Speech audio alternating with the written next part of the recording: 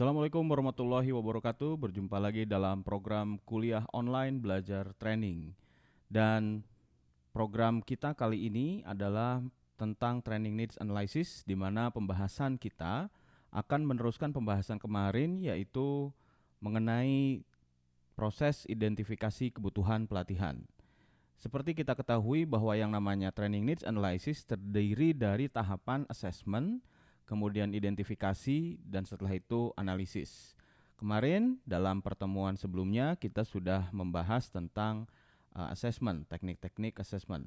Dan setelah dilakukan assessment, maka akan muncullah gap, ya, gap kompetensi, di mana gap kompetensi itu akan mengarahkan kita kepada satu kesimpulan kebutuhan pelatihan.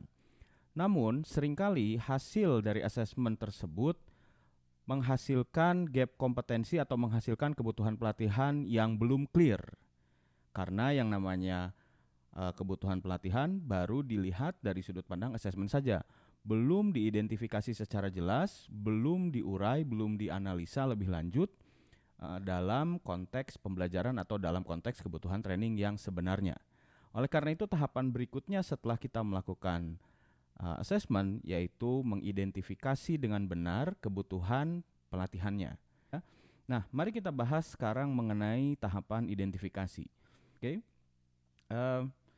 mengapa gap atau kebutuhan training tersebut yang sudah dihasilkan dari hasil assessment, gap kebutuhan training secara global, secara umum gitu ya, itu harus diklarifikasi, ya. Jadi kenapa sih harus ada identifikasi ulang? Kan sudah diketahui begitu ya. Nah, jadi perlu diketahui sekali lagi teman-teman sekalian bahwa hasil assessment baru menghasilkan dugaan bahwa yang namanya asesi atau bahwa yang namanya pegawai yang di-assess tersebut memerlukan pelatihan X atau memerlukan pelatihan Z begitu ya. Kemudian ini perlu diklarifikasi apakah benar-benar karena masalah kompetensi atau bukan. Apakah benar-benar pelatihan tersebut yang diperlukan atau bukan, ya. Jadi ini kenapa diperlukannya identifikasi ulang atau klarifikasi ya, identifikasi yang lebih spesifik dari sudut pandang training ya.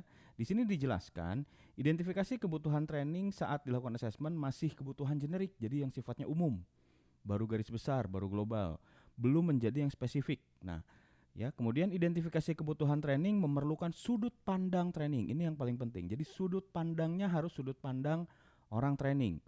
Kalau tadi kan sudut pandangnya ketika di tahapan assessment itu sudut pandang orang yang melaksanakan assessment, orang yang melaksanakan penilaian gitu.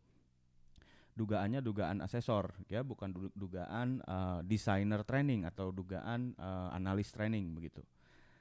Kemudian yang ketiga, kebutuhan yang teridentifikasi tersebut belum tentu secara spesifik merupakan kebutuhan trainingnya. Sebagai contoh begini, ketika dilakukan assessment, muncullah gap kompetensi komunikasi, ya. Lalu direkomendasikanlah berdasarkan hasil assessment tersebut, direkomendasikan pelatihan komunikasi. Namun ternyata setelah diidentifikasi ulang, setelah dilakukan klarifikasi, malah ternyata kebutuhan komunikasinya itu lebih spesifik. Bukan hanya sekedar komunikasi ternyata, tetapi misalnya negosiasi atau koordinasi antar bagian, atau komunikasinya sifatnya bukan komunikasi antar pribadi, melainkan komunikasi publik atau yang disebut dengan public speaking misalnya. Itu kebutuhan komunikasinya. Nah, kalau kita hanya berpatokan pada rujukan hasil assessment, di mana rujukan tersebut dibuat dari sudut pandang asesor, mungkin bisa jadi kita langsung melaksanakan proses pelatihan komunikasi, ya. Tapi kan dalam hal ini tidak. Makanya kita melakukan klarifikasi atau identifikasi ulang secara lebih spesifik sehingga ketahuan secara lebih detail, secara lebih spesifik apa sih kebutuhannya begitu ya. Oke. Nah, biasanya yang diidentifikasi ulang itu apa saja, ya? Yang pertama sudah jelas kita tinjau lagi yang namanya performance gap-nya apa, ya. Kemudian gap kompetensinya apa. Lalu learning gap. Learning gap ini antara knowledge dan skill-nya bagaimana? Ya, yang diharapkan dengan yang aktualnya. Apakah sudah pernah mengikuti pelatihan atau pembelajaran terkait dengan kompetensinya tersebut atau belum, ya. Nah, ini learning gap, ya. Nah, kemudian setelah gapnya yang diidentifikasi dan diklarifikasi ulang, kita lihat ya dalam rangka klarifikasi ulang itu kita lihat faktor learning dan non learning ya.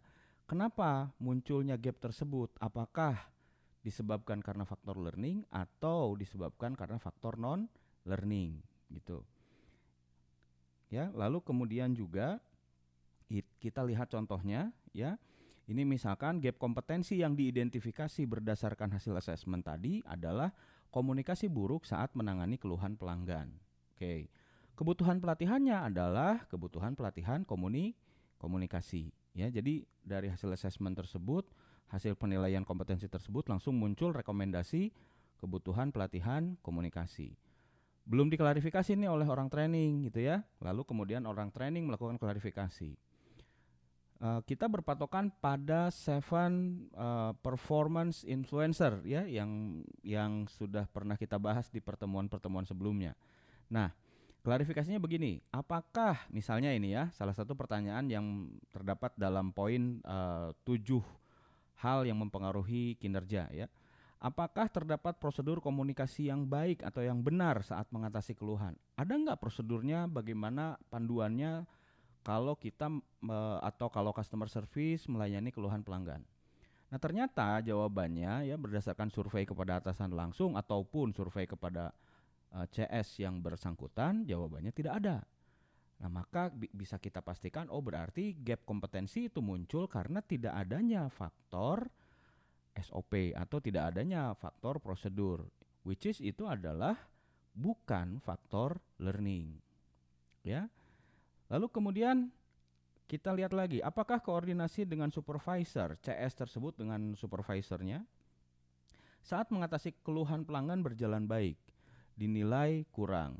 Nah, ini juga bisa kita simpulkan bukan faktor learning sebetulnya, tapi lebih kepada hubungan antara bawahan dengan atasan, ya, faktor manajemen, ya, ininya yang menjadi penyebabnya. Bagaimana manajemen atau bagaimana atasan berkomunikasi dengan baik, dengan efektif bersama bawahannya, ya.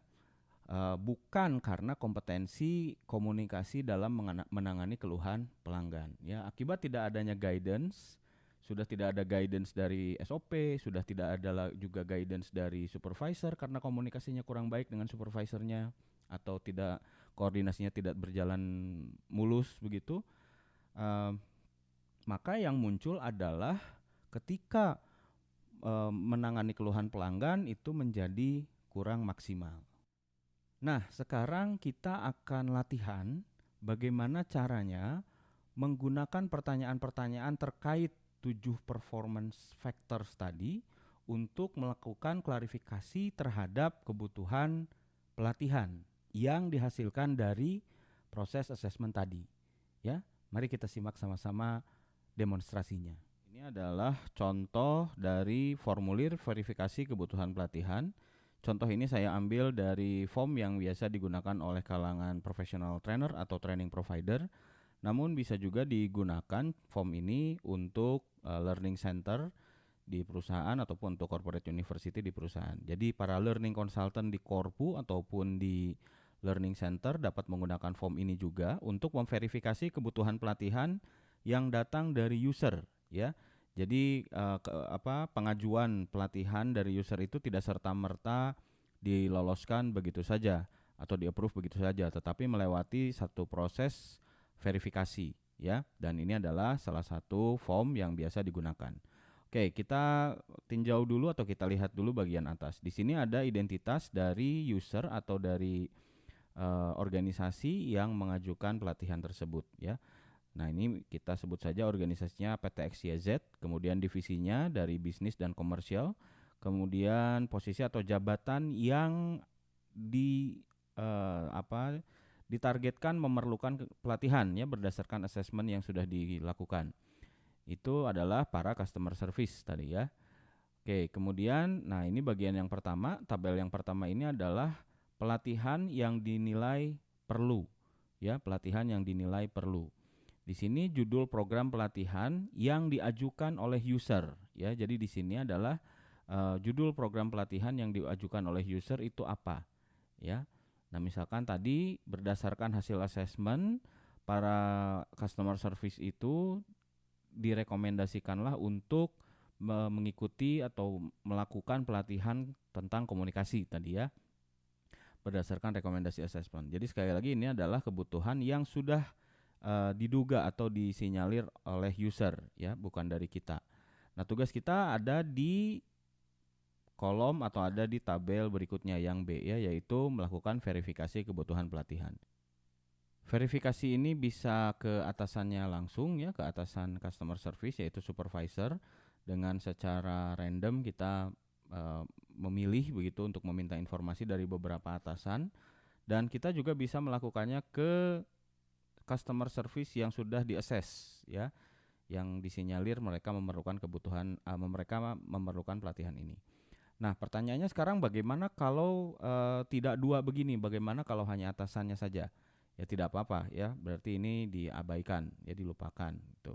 Nah, tapi kalau misalkan di sini hanya satu, berarti ininya tidak ada 0,6 ya. Ini tuh bobot teman-teman sekalian ya. Nah, jadi ini tuh bobot. Atasan memiliki bobot, jadi jawaban dari atasan itu memiliki bobot 60% atau 0,6, sedangkan jawaban dari karyawan yang bersangkutan itu bobotnya adalah 0,4 ya. Nah, kita mari coba simulasikan. Ya, di sini pertanyaannya bagaimana kondisi ideal dan aktual dari hasil kerja atau proses kerja atau kemampuan kerja SDM saat ini. Ya, yang ini adalah keadaan ideal ya. Ideal SDM mampu menangani keluhan pelanggan. Nah, di sini SDM kurang mampu menangani keluhan pelanggan, ya. Nah, bagaimanakah pelatihan dapat membantu? Jadi di sini nanti akan dilihat korelasinya ya.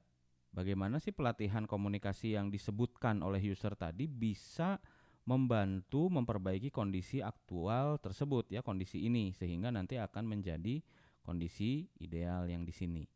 Ya, misalkan pelatihan komunikasi dapat membantu meningkatkan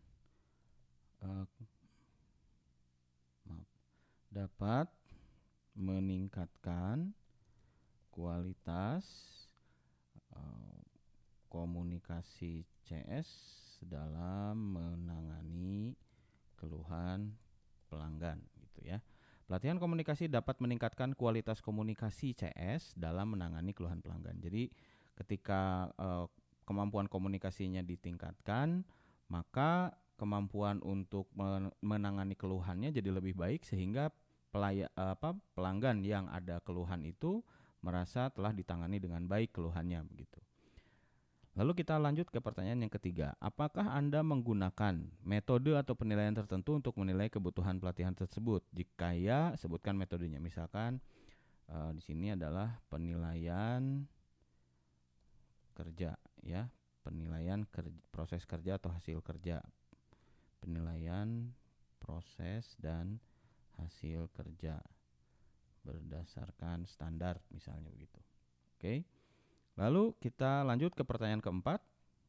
Pengetahuan, keterampilan, dan sikap SDM apakah yang Anda harapkan menjadi lebih baik? Nah, misalkan pengetahuan tentang cara menangani keluhan pelanggan. Keterampilan misalnya komunikasi efektif. Sikapnya adalah sikap ramah, sabar, dan empatik, misalnya begitu ya. Kemampuan kerja dan hasil kerja apakah yang diharapkan meningkat? Nah, jadi berdasarkan pelatihan tadi, kemampuan dan hasil kerja apa sih yang diharapkan meningkat? Misalkan di sini kemampuan melayani atau menangani keluhan pelanggan. Hasilnya apa? Hasilnya misalnya dijawab oleh user itu tingkat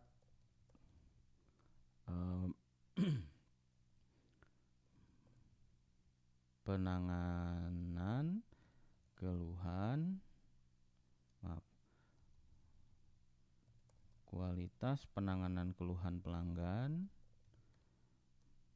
membaik, misalnya begitu ya. Jadi kalau dilihat nanti kalau dinilai bagaimana pelayanannya begitu ya terhadap keluhan, maka pelanggan yang mengeluh itu akan menjawab keluhannya telah ditangani dengan baik begitu ya. Nah, lalu kita di sini cantumkan juga siapa yang akan menjadi peserta customer service tentunya ya. Apa pertimbangan Anda mengikut sertakan bagian yang tidak berhubungan langsung? Nah, kalau ada misalkan di sini ternyata bukan hanya CS tapi mau dimasukkan juga orang-orang sales misalnya begitu ya. Bukan hanya untuk customer service tapi akan dimasukkan juga orang-orang sales. Nah, kalau ada misalkan apa pertimbangannya ditulis di sini ya. Kemudian bentuk pelatihan seperti apa yang Anda harapkan, indoor, outdoor. Jadi kita lihat ulang, kita kaji ulang seluruh informasi yang didapat dari user ya. Jadi mulai dari sini ternyata SDM-nya kurang mampu menangani keluhan pelanggan, pelatihan komunikasi tentunya diyakini dapat meningkatkan kualitas komunikasi CS dalam menangani keluhan pelanggan.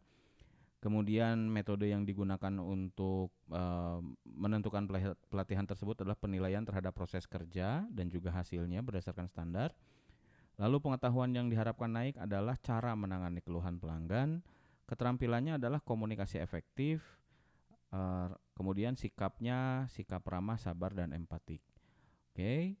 Kemudian di sini kemampuan yang diharapkan muncul adalah dapat menangani keluhan pelanggan tentunya. Kemudian hasil yang diharapkannya adalah kualitas dari penanganan keluhan pelanggan itu membaik. Setelah dikaji, kemudian kita bisa simpulkan barangkali ya atau misalnya yang menjadi pelatihan yang direkomendasikan itu adalah betul pelatihan komunikasi, namun pelatihan komunikasinya yang spesifik yaitu komunikasi untuk mengatasi keluhan pelanggan ya. Nah, jadi pelatihannya adalah judulnya komunikasi untuk mengatasi keluhan pelanggan atau bisa juga komunikasi efektif untuk mengatasi keluhan pelanggan. Jadi di sini dispesifikkan pelatihan komunikasinya bukan komunikasi yang secara umum ya, bukan yang secara umum membahas tentang sender, receiver, visual, verbal, vokal dan sebagainya ya. Tetapi komunikasinya adalah komunikasi bagaimana seorang CS dapat mengatasi keluhan pelanggan dengan baik. Nah, itu komunikasi arah materi komunikasinya seperti itu sehingga sesuai dengan konteksnya. Ya. Jadi kalau di sini kita bisa bandingkan, di sini dari user itu datangnya masih berupa pelatihan komunikasi, masih secara umum. Tapi setelah kita verifikasi dengan berbagai macam pertanyaan di sini, akhirnya kita bisa simpulkan bahwa pelatihannya benar pelatihan komunikasi, tetapi yang dimaksud komunikasi di sini adalah komunikasi efektif untuk mengatasi keluhan pelanggan. Selanjutnya kita ngapain setelah ini? Nah, selanjutnya informasi yang ada di sini kita transfer atau kita deliver ke bagian desain untuk dirancang program pelatihannya, ya. Jadi judulnya adalah ini, namanya. Tinggal dibuat komponen-komponen materinya apa saja, metodenya bagaimana, sasaran pembelajarannya apa saja.